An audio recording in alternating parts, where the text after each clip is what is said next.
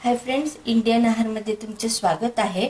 आज आपण मुळ्याची पानं आणि मुळा हे घेऊन याची भाजी बनवणार आहोत।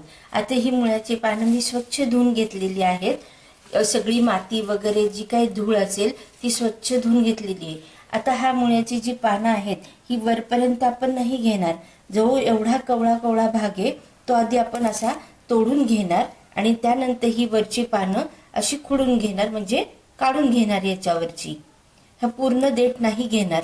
हे पूर्ण देठ फार निब्बरट असतं म्हणून आपण हे असं नाही घेणार। फक्त हा एवढाच पोर्शन जो आहे मुळ्याचा पानाचा कवळा हा असा पुढचा घेणार आहे चिरण्यासाठी आणि बाकीची मागची पानं ही अशी काढून काढून घेणार आहे। आणि ही भाजी मी पूर्ण काढून चिरून मी तुम्हाला नंतर दाखवते। फ्रेंड्स, अशा प्रकारे मी सगळ्या ही मुळ्याची जी पानं होती ती काढून घेतली आहेत। या मुळ्याच्या पानावरती ना बारीक बारीक असे काटेदार हे असतं, टोकीदार असतात काटे। तर ते जरा तुम्ही जपूनच चिरून सोलताना सोलून घ्या आणि अशा प्रकारे बारीक बारीक चिरून घ्या।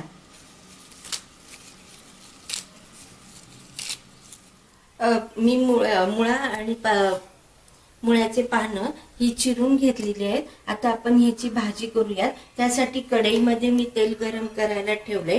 एक मोठा चमचा भरून तेल घेतले। तेल तापत आले त्याच्यामध्ये आपण मोहरी टाकू थोडी, अर्धा चमचा आहे जिरे, हिंग। मोहरी आणि जिरे तडतडायला लागल्यावरती त्यामध्ये आपण टाकूया हिरवी मिरची, आलं आणि लसूण याची पेस्ट।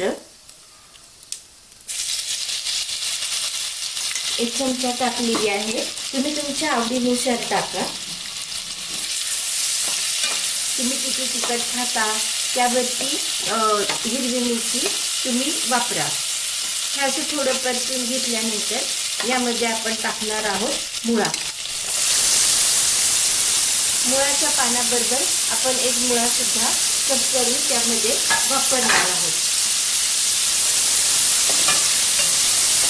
मुळाचा थोडा परतत आल्यावरती मी एक थोडी मुगाची डाळ एक तासाभरापूर्वी भिजत ठेवली होती, ती यामध्ये मी आता वापरते। मोठा चम्मच भरून मुगाची डाळ टाकते।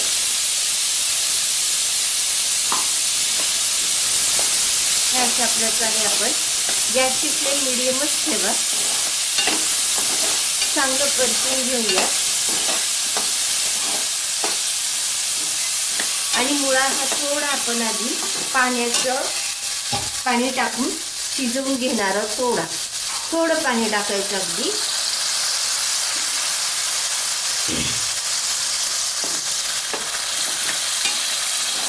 खाली लागू नये म्हणून मधून मधून हलवत राहायचं।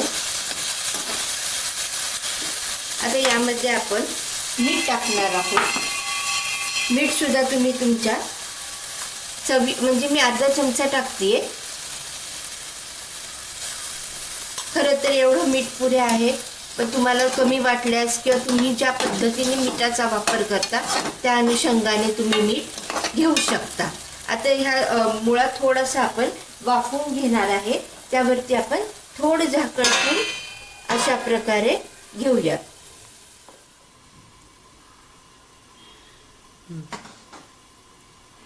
मी झाकण उतरून तुम्हाला हलवून दाखवते की कशा प्रकारे हा मुळा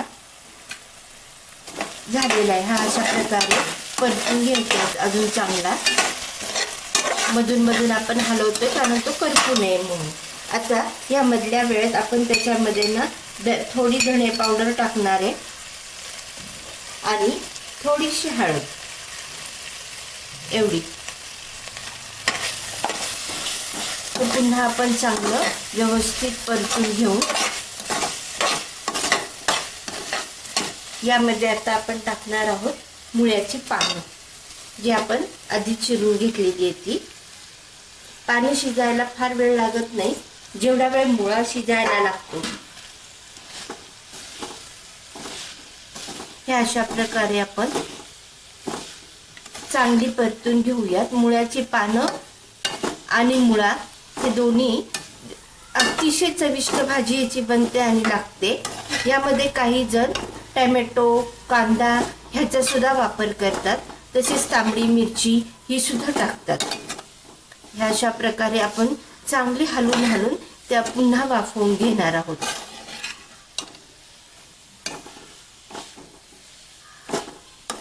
ही छान अशी मुळ्याची पानं आणि मुळा एकजीव होईस्तोपर्यंत व्यवस्थित परतून घ्या। आणि यावर आता आपण झाकण ठेवणार आहोत। आता ही आपण मुळ्याची भाजी झाली की नाही ते बघूया। ही बघा, ही अशा प्रकारे छान तेल पण सुटायला लागलंय, तुम्हाला दिसत असेल तर क्लिअरिटीने। हे बघा, अशा प्रकारे ही छान मुळा आणि मुळ्याच्या पाण्याची चविष्ट आणि स्वादिष्ट भाजी रेडी आहे। ही भाजी तुम्ही नेहमी करून बघा आणि खाऊन बघा।